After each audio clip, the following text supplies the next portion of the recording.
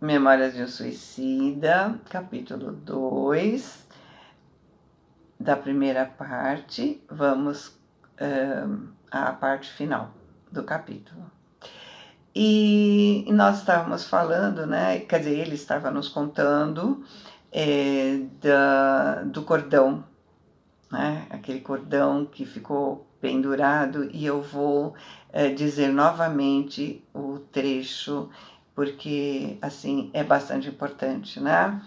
Hoje, ele diz, né? Sabemos que esse cordão fluido magnético que liga a alma ao envoltório carnal e lhe comunica a vida, somente deverá estar em condições apropriadas para deste se separar por ocasião da morte natural, o que então se fará naturalmente, sem choques, sem violência. Porém, com o suicídio, uma vez partido e não desligado, rudemente arrancado, despedaçado, quando ainda em toda a sua pujança fluídica e magnética, produzirá grande parte dos desequilíbrios, se não todos os que estamos anotando, uma vez que na constituição vital para a existência que deveria ser muitas vezes longa, a reserva de forças magnéticas não se haviam extinguido ainda, o que leva o suicida a sentir-se um morto-vivo na mais expressiva significação do termo. Mas na ocasião em que pela primeira vez o notamos, desconhecíamos o fato natural, nos parecendo um motivo a mais para confusões e terrores. Tão deplorável estado de coisas para a compreensão do qual o homem não possui vocabulário nem imagens adequadas, prolonga-se até que as reservas de forças vitais e magnéticas se esgotem, o que varia segundo o grau de vitalidade de cada um. O próprio caráter individual influi na prolongação do melindroso estado, quando o padecente for mais ou menos afeito às atrações dos sentidos materiais grosseiros e inferiores. Então, é um complexo que se estabelece, que só o tempo, com extensa cauda de sofrimentos, conseguirá corrigir.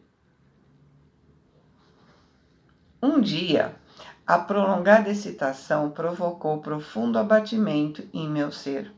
Fraqueza insólita me conservou aquietado como desfalecido. Eu e muitos outros parceiros de minha falange estávamos extenuados, incapazes de resistirmos por mais tempo a tão desesperadora situação.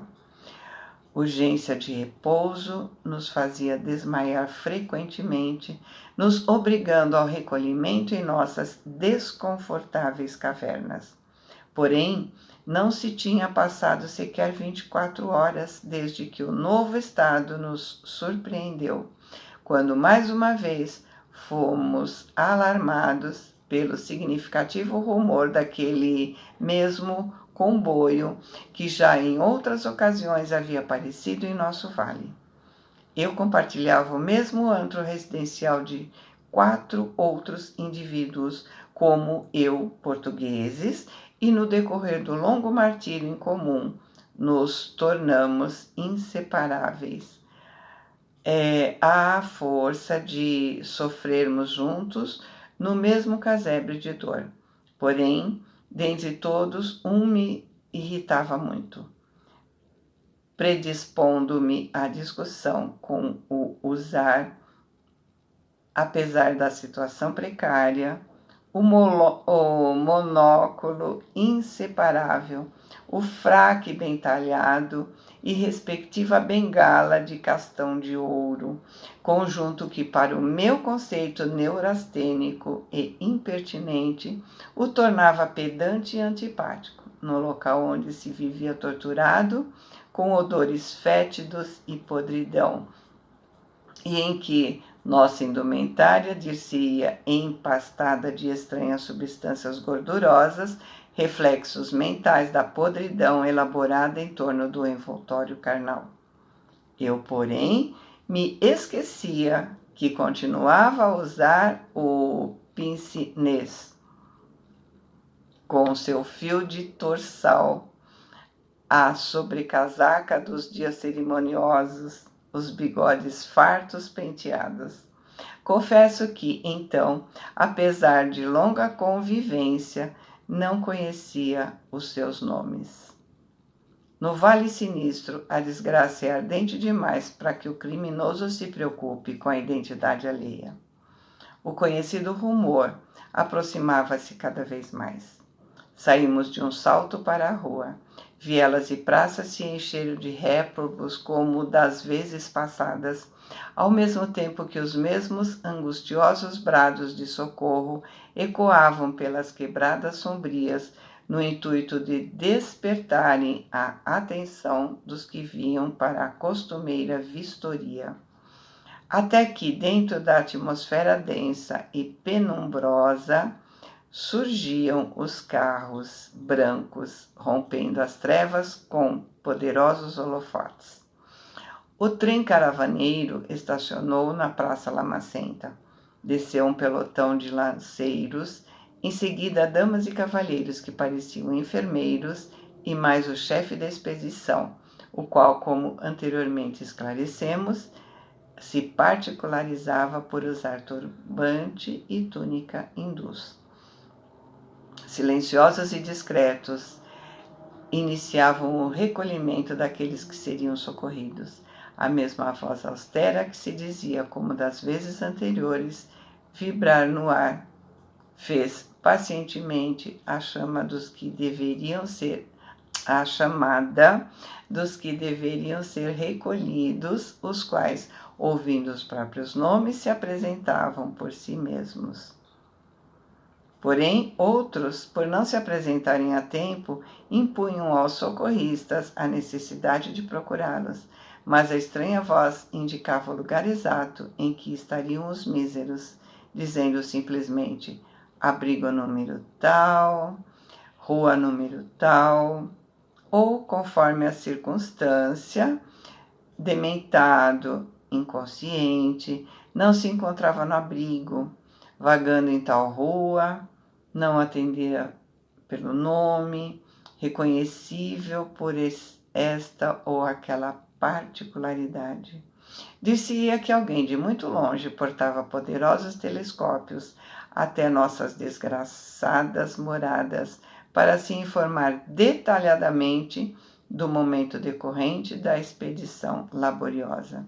Os obreiros da fraternidade consultavam um mapa, iam rapidamente ao local indicado e traziam os mencionados, alguns carregados em seus braços generosos, outros em padiolas, macas, né?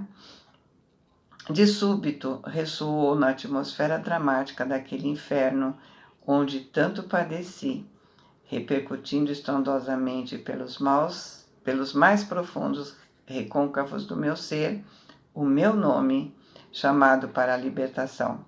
Em seguida, ouviram-se os dos 4 companheiros que comigo se achavam presentes na praça. Foi então que conheci os seus nomes, e eles o meu. Disse a voz longínqua, como servindo-se de desconhecido e poderoso alto-falante. Abrigo número 36, na rua 48. Atenção. Abrigo número 36, ingressar no comboio de socorro. Atenção. Camilo Cândido Botelho, Belarmino de Queiroz e Souza, Jerônimo de Araújo Silveira, João da Azevedo, Mário Sobral. Ingressarem no comboio. E aí a médium coloca em nota: o leitor me perdoa o não transcrever na íntegra os nomes desses personagens, tal como foram revelados pelo autor dessas páginas. Foi entre lágrimas de emoção indefinível que galguei os pequenos degraus da plataforma que um enfermeiro indicava atencioso e paciente, enquanto os policiais fechavam cerco em torno de mim e de meus 4 companheiros, evitando que os desgraçados que ainda ficavam subissem conosco ou nos arrastassem no seu turbilhão, criando a confusão e retardando por isso mesmo o regresso da expedição. Entrei. Eram carros amplos, cômodos, confortáveis, cujas poltronas individuais, como que estofadas com um arminho branco, apresentavam o espaldar voltado para os respiradores, que dir-se-iam os óculos das modernas aeronaves terrenas. Ao centro, 4 poltronas em feitio idêntico, onde se acomodaram enfermeiros, tudo indicando que ali permaneciam a fim de nos guardar. Nas portas de entrada lia-se a legenda entrevista antes na flâmula empunhada pelo comandante do pelotão de guarda. Legião dos Servos de Maria. Dentro em pouco, a tarefa dos abnegados legionários estava cumprida. Ouviu-se no interior o tilitar abafado de uma campainha, seguido de um movimento rápido de suspensão de pontes de acesso e embarques de obreiros. Pelo menos foi essa a série de imagens mentais que concebi. O estranho comboio oscilou sem que nenhuma sensação de galeio, de movimento brusco, e o mais leve balanço impressionassem nossa sensibilidade. Não contivemos as lágrimas, porém, em ouvindo o ensurdecedor coro de blasfemas, a gritaria desesperada e selvagem dos desgraçados que ficavam, por não suficiente desmaterializados, ainda para atingirem camadas invisíveis menos compactas. Eram senhoras que nos acompanhavam, velando por nós durante a viagem. Falavam com doçura, convidando-nos ao repouso, afirmando-nos solidariedade. Acomodaram-nos cuidadosamente nas almofadas das poltronas, quais desveladas, bondosas irmãs de caridade. O veículo se afastava, a pouco e pouco a cerração de cinza ia se dissipando aos nossos olhos torturados, durante tantos anos pelas mais cruciantes das cegueiras, a da consciência culpada. Apressava-se a marcha, o nevoeiro de sombra ficava para trás como um pesadelo maldito, que se extinguisse ao despertar de um sono penoso. Agora as estradas eram amplas e retas, a se perderem de vista. A atmosfera fazia-se branca como neve. Ventos fertilizantes sobravam, alegrando o ar. Deus misericordioso, havíamos deixado o vale sinistro. Lá ficou ele perdido nas trevas do abominável.